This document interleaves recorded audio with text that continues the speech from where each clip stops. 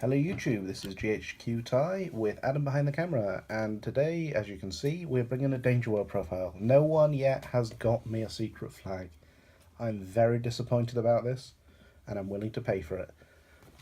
But this is your fault, Sam. If you watch this, this is your fault. You could have let me have that flag. But obviously we have Tyrant Healer as buddy, so you can tell sort of what we're playing, but sneaky things. So to begin with, we have Tiger Ace. Tiger Ace. I can words. We have Tiger Ace because if you launch it from the sole of your weapon, you can give that weapon double attack, which is very nice. And the reason we do that is we can do it so easily with our weapons, because obviously Tyrant weapons pay life. And also it's a 2 crit, so it's very nice. Next, we actually have Ogre Ace. 2 copies again, just like Tiger. This is useful because it's the 3 crit and that 5k power is nice. When it's in the sole of the weapon, then that weapon gains 5k power, which is, again, very useful if you need to break walls, because Tyrant weapons don't have a lot of power. We have the buddy next, 4 copies, naturally, because we're not bad, of Tyrant Healer. So when you've got a Tyrant on the field and you call it, you get to gain a life, and you also get to draw a card. No gauge with this, because this is Danger World and we don't use that much gauge, unless we're going totally YOLO, which, spoiler alert, we do. But with it being buddy, you get 2 life from the first one. So that can be very useful. Because we play 2 copies of Tyrant Diablo. 6k power, 2 critical, very good numbers. And the defense isn't too bad, it's 3k, but it's pretty shitty. But counter, pay 2 life, and kill a size 2 or less on the field. It's a useful ability, but we don't need more than 2, really. 4 copies of Tyrant Cerberus, which is quite naturally our weapon searcher. That 626 is very strong numbers. And the fact that you can search for a weapon just on call gives you a +1. So you're doing fine if you're playing that. As long as it's a Tyrant weapon. Yeah, well, it's got to be a Tyrant weapon because you're playing Tyrants. I know, I'm just saying. Yeah. We've got 4 copies of the new Buster Cerberus. Well, Buster Cerberus Ace, should I say.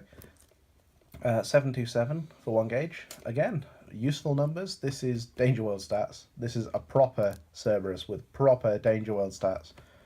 Cerberus Ace was good, but, you know, it could have done more. This does more. When it's in the sole of the weapon, that weapon will gain 1 crit for every soul, and if there's 3 or more soul, it'll gain penetrate. So basically, Cerberus turns anything you play into Cradle. So that is a nice update. And it's not life restricted like the other aces.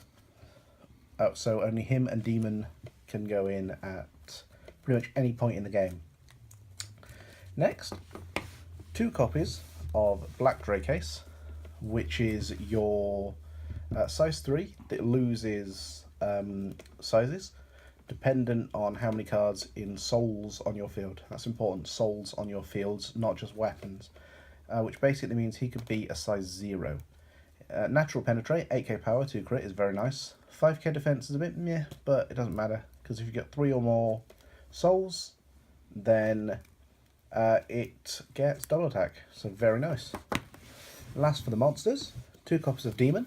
Similar reasons for why we play Tiger here, but obviously 837, kill a guy to play it, but this at any point in the game can go into the solo of your weapon.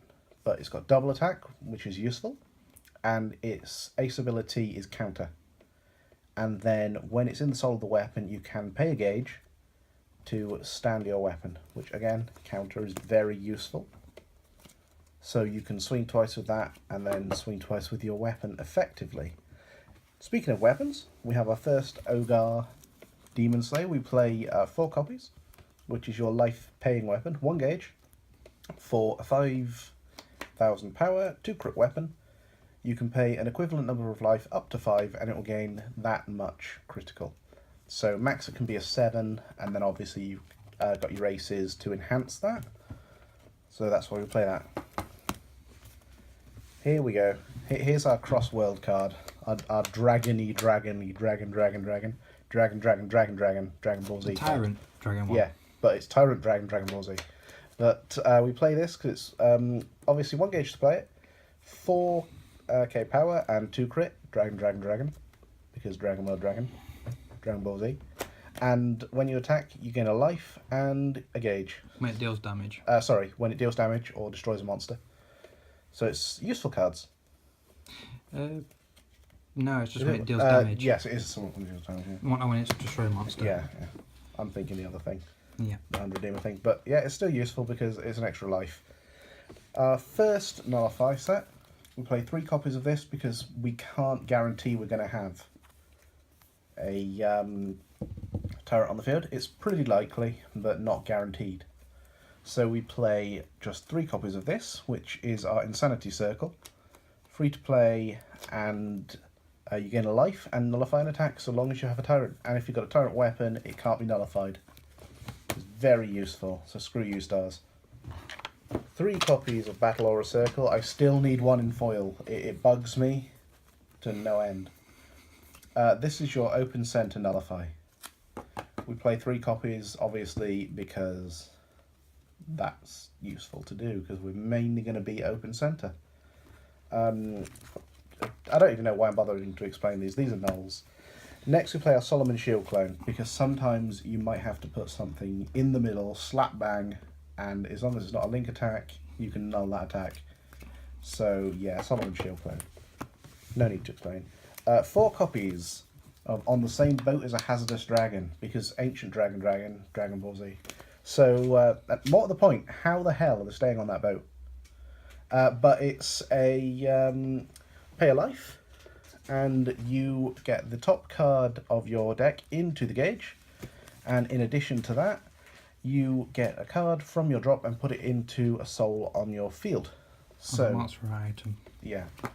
So you can either do it to give something on the field soul guard, but why would you? Because, you know, none of your monsters have soul guard. But you put it in your weapon and you get big souls and Cerberus fun, happy fun times. We play 4 copies of Impacts. We play Armored Gate. 4 copies, mill 5. Choose a card from your drop, shove it into the soul on your field. So, obviously you're going to use this for your weapon, because you want big soul. The more you can mill, the more you can use Same Boat and this to put more aces in the soul of your weapon. And because it's a YOLO deck, 3 copies of Drill Bunker, because that turn 1 I'm going to kill your face.